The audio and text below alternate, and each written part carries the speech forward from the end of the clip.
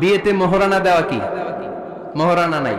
এক সাহাবী বললেন, ইয়া রাসূলুল্লাহ, বিয়ে করব, মোহরানা আছে? না। কি আছে? তো কিচ্ছু নাই। তো কিচ্ছু না থাকলে বিয়ে করবো কেন? মোহরানা দেওয়া লাগবে না? কোরআন পারো? পারি। কয়টা সূরা? এতটা সূরা। এক নারীকে জিজ্ঞেস করলেন, কোরআন পারো? বলে না, পারি না।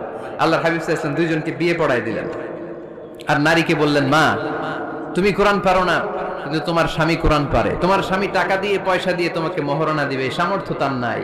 সে প্রতিদিন তোমার একটু একটু করে কোরআন শিখায় দিবে। এটাই মা তোর বিয়ের মোহর। সহজ না কঠিন? আর কোনদিন ইসলামকে কঠিন বলবেন? কেউ কঠিন বললে ওটা শুনবেন? আওয়াজ করে বলতে হবে, ইসলাম কি কঠিন না সহজ?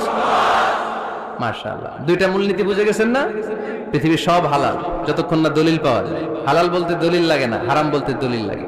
2 নাম্বার, হালাল আনলিমিটেড আর হারাম লিমিটেড। সহজ করে দিয়েছে, সুবহানাল্লাহ পড়েন। 3 নাম্বার, হালাল হারামের মূলনীতি হচ্ছে